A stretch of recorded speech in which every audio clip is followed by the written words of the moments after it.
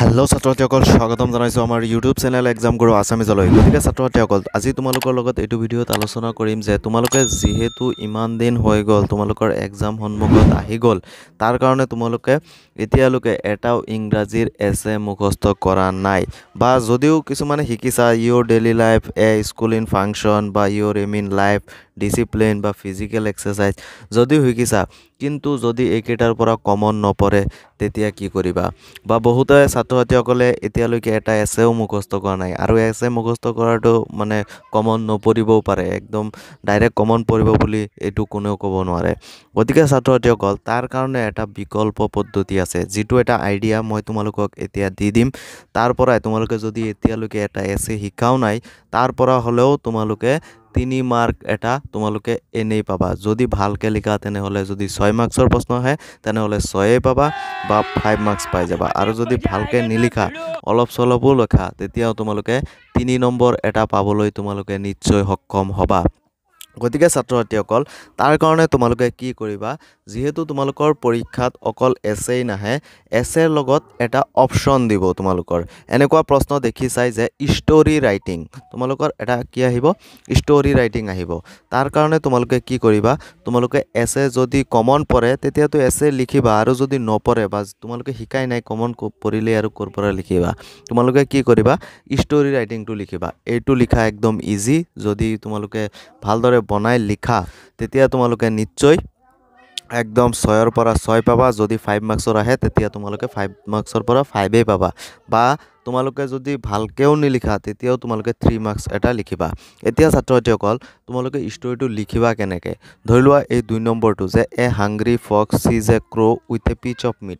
তোমালোকৰ ষ্টৰিবিলাক যে আহিব, তোমালোকে যিবোৰ সৰুতে ষ্টৰিবিলাক শুনিছা বা সৰুতে ককা আইতাহঁতে তোমালোকক যিখিনি ষ্টৰি তোমালোকক কৈছিলে ৰাতি, সেই ষ্টৰিসমূহেই তোমালোকৰ আহিব, বা সৰুতে যিবোৰ ষ্টৰি তোমালোকে পঢ়িছা সেই ষ্টৰিকেইটাই তোমালোকে একদম জনা শুনা ষ্টৰিকেইটাই তোমালোকৰ পৰীক্ষাত লিখিব আহিব।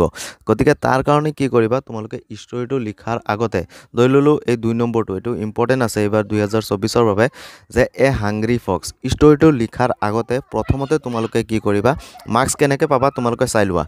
ষ্টৰিটো লিখাৰ আগতেই তোমালোকে প্ৰথমতে এটা টাইটেল দিবা, যে ষ্টৰিটোৰ নাম কি, ষ্টৰিটোৰ টাইটেল এটা ধুনীয়াকৈ ওপৰত বোল্ড আকাৰত লিখিবা। ইয়াত যেনেকৈ ষ্টৰি ৰাইটিং বুলি লিখা আছে তেনেকৈ তোমালোকে ষ্টৰিৰ টাইটেলটো এনেকৈ গোটেইকেইটা কেপিটেল লেটাৰত লিখিবা। তাতেই তোমালোকৰ 1 মাৰ্কছ এটা পাবা। তাৰপিছত কি কৰিবা, আৰম্ভণি কৰিবা। আৰম্ভণিত চাবা ইয়াত কি কি কেৰেক্টাৰ আছে।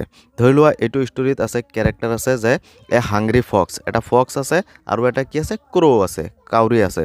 গতিকে এই দুয়োটা কেৰেক্টাৰ আছে। তাৰ লগে লগে তোমালোকে ফাৰ্ষ্টতে যিকোনো ষ্টৰিতে ফাৰ্ষ্টত মানে অলপ বহলাব চেষ্টা কৰিবা। ফাৰ্ষ্টত কি কৰিবা, once upon a time there was a hungry fox এনেকৈ লিখিবা। ওৱান্স আপন এ টাইমটো যিটো ষ্টৰি নাহক কিয় তোমালোকে ডাইৰেক্ট লিখিবা এইটো।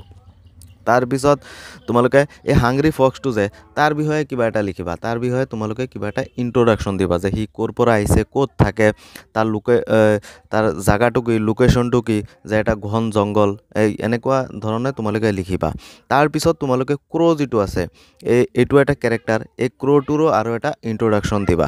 গতিকে ছাত্ৰ-ছাত্ৰীসকল এই দুয়োটাৰ ইন্ট্ৰডাকশ্যন দিলেই তোমালোকে অলপ ডাঙৰ হৈ যাব, আৰু ইয়াৰ পৰা মিলাই তোমালোকে লিখিবা, ইয়াৰ বাহিৰত নাযাবা, লিখিবা। আৰু বনাব নাজানিলেও এনেকুৱা ছেম লিখি দিবা। তাৰপিছত কি কৰিবা, তোমালোকে লাষ্টত মৰেল এটা দিবা। মৰেল এটা লিখি যে ষ্টৰিটো তুমি কিয় লিখিছা, ষ্টৰিটোৰ পৰা আমি কি শিকিব পাৰোঁ, সেই এটা মৰেল দিবা। তাত সেই মৰেলটোত যে সেইটো মৰেলত তোমালোকৰ 1 মাৰ্কছৰ থাকিব, আৰু যদি টাইটেল দিবা টাইটেলটো দিয়াটো একদম পাৰিবা, এইটোত 1 মাৰ্কছ। তাৰপিছত এইখিনি যদি লিখি দিয়া ইয়াতো 1 মাৰ্কছ এটা দিব, গতিকে 3 মাৰ্কছ পাই গ'লা। আৰু যদি অলপ বনাই লিখা তোমালোকে, আৰু এইটো এছে লিখাতকৈ তোমালোকে এক্সামিনাৰে ভাবিব মুখস্থ কৰি লিখিছে, আৰু যদি ষ্টৰি লিখা তেতিয়া ভাবিব যে ব্ৰেইনৰ পৰা লিখিছে। গতিকে তাৰ পৰা যদি ব্ৰেইনৰ পৰা লিখা তেতিয়াহ'লে তোমালোকে নিশ্চয় 4 মাৰ্কছ পাই যাবা। নিশ্চয় তোমালোকক এক্সামিনাৰে খুচি হৈ তোমালোকক 4 মাৰ্কছ দি দিব।